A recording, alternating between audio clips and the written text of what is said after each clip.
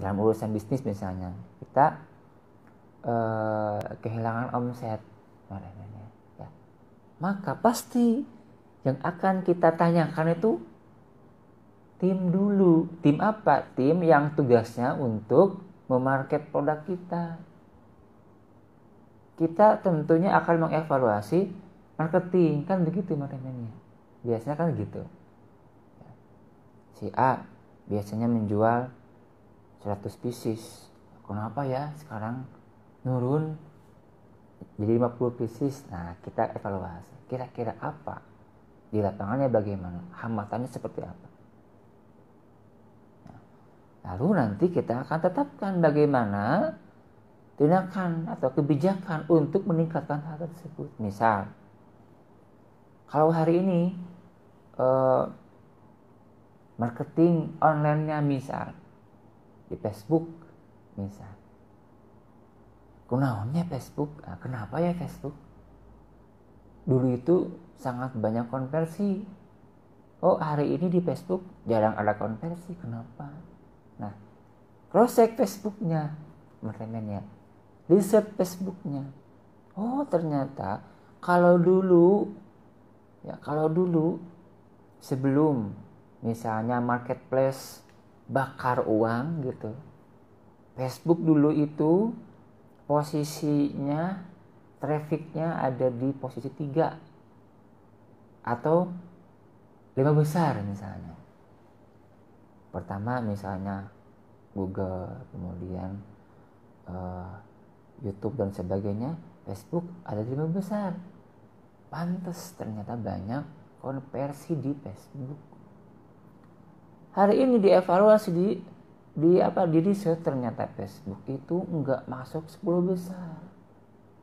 Bahkan tempo hari pernah jatuh di 40 besar posisinya marketingnya. Oh, pantesan di Facebook boncos terus iklannya. Nah, kan dengan tersebut ke evaluasi itu. Berarti bagaimana tindakan lanjutannya? Apakah Facebook akan kita tetap jadikan sebagai funnel? Maka makanya untuk urusan marketing itu tetap kita harus mengoptimalkan yang terbaik. Tapi urusan hasilnya itu adalah rezeki yang sudah Allah tetapkan. Maka Facebook tetap kita gunakan juga, misal gitu. Kalau istilahnya Kang Dewa kan namanya extreme funneling kan. Semua funnel marketing kita jalankan. Marketplace-nya, media sosialnya, web, blog, kemudian forum. Ya. Marketplace itu kan banyak ya. Ada banyak A, B, C, D, semuanya kita buka. Medsos pun banyak kan, Facebook, IG dan seterusnya, semuanya kita buka. Kenapa semuanya kita buka maknanya? Saya sering mengibaratkan bahwa ketika kita mengais rezeki melalui jual beli, ya, dan kemudian kita inginkan banyak materi yang kita tarik, maka ibaratnya adalah yang nyari rezeki itu bukan kita saja, banyak juga yang lain. Seperti kita memancing ikan di sebuah kolam yang besar, makanya banyak juga orang lain yang mancing. Bagaimana caranya agar kita bisa lebih banyak memancing ikan? Maka kail yang kita lemparkan jangan satu, ya, jangan satu. Kita lemparkan ke air dengan sangat banyak, dengan sebanyak-banyaknya. Apa maksudnya? Kalau kita mancing ikan, dilemparkan kailnya satu, kita akan menunggu cukup lama, ya. Kalau rezekinya mungkin cepat, akan cepat. Kalau rezekinya lambat, ya akan lambat. Kita lama menunggu si ikan kemudian memakan umpan kita. Kalau satu kailnya. Tapi coba teman-teman martamania kemudian bayangkan seandainya kita mancing ikan, kemudian kailnya ada 30 kita lemparkan semuanya, 1, 2, 3, 4 di tiap-tiap sudut kita simpan kailnya. Bagaimana jadinya? Secara rasional bagaimana? Ketika kita mancing dengan 1 kail dan kita mancing dengan 30 kail kita pasangkan, lemparkan. Secara rasional maka akan ada 1, 2, 3 lah ya, kail yang cepat untuk mengail ikan. Akan ada 1, 2, 3 umpan yang dimakan oleh ikan. Gitu Marhamania. Ketika hari ini Marhamania mengembangkan bisnisnya di digital, di internet, di online misalnya, maka semua sektor, semua platform marketing kita kemudian buka di medsos, Facebook, IG dan seterusnya, buka iklan di sana. Sebelumnya kita gini namanya, ada 2 mindset iklan begini. Kalau di online ya, ada 2 mindset tentang beriklan. Ya. Yang pertama adalah mindset ngapain atau mazhab ngapain. Kedua ada mindset atau mazhab apalagi. Yang pertama gini, gratisan aja udah bagus. Ngapain iklan? Ngapain berbayar? Ini mindset, mazhab pertama. Yang kedua, gratisan saja sudah bagus, apalagi iklan, apalagi berbayar. Ini pun mindset dan mazhab. Teman-teman ada yang di mana posisinya? Ya, gitu pertanyaannya.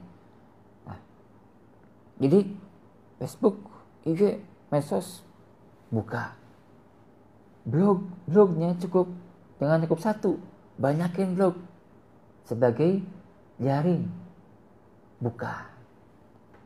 Kita pun punya web, buka web. Kemudian marketplace, gak 1, banyak, A, B, C, D, buka. Semuanya buka makanya. Kenapa? Itu analogi kail yang kita lemparkan ke kolam. Semakin banyak kail, maka akan semakin banyak kemungkinan probabilitas kita untuk mendapatkan ikan. Begitu makanya. Ada hukum yang namanya fluktuasi. Kalau bulan ini misalnya marketplace yang A bagus luar biasa, maka yang A ini bulan depan belum tentu bagus. Mungkin saja marketplace yang B yang bagus. Kemudian A, B kurang bagus, yang C bagus. Atau bulan ini semua marketplace jatuh, nggak bagus. Maka tugas kita apa? Buka yang lain, iklan di yang lain. Mungkin di IG lagi bagus, IG kemudian kita optimalkan. Seandainya di IG, di FB, di marketplace kurang bagus, mungkin saja Allah berikan kaflingnya. Ada di mana ternyata? Di blog yang kita bikin ternyata menghasilkannya nggak langsung. Nanti sekian bulan kemudian menghasilkan. Kan begitu Mbak Temennya. Di funnel yang satu nggak ada, di yang lain ada. Di sini tidak ada, di yang lain ada rezekinya. Begitu Mbak Temennya. Maka kita optimalkan, buka extreme funneling gitu ya, kalau Kang Leo bilang seperti itu. Semua funnel marketing dibuka saja. Itu Mbak Temennya. Jadi nanti setelah kita evaluasi, kita akan punya tindakan untuk persistensi, meningkatkan terus. Ketahuan lah. Karena itu wajar kata Umar tadi, hasibu anfusakum qabla an tuhasabu. Hisab diri kalian sebelum nanti Allah menghisab kalian. Nah, dalam konteks sukses protokol ini makanya kita evaluasi semua sektor, termasuk diri kita masing-masing sebagai owner, karena owner itu nanti akan menggambarkan bisnis, usaha, maisha, lembaga pendidikan, dan seterusnya.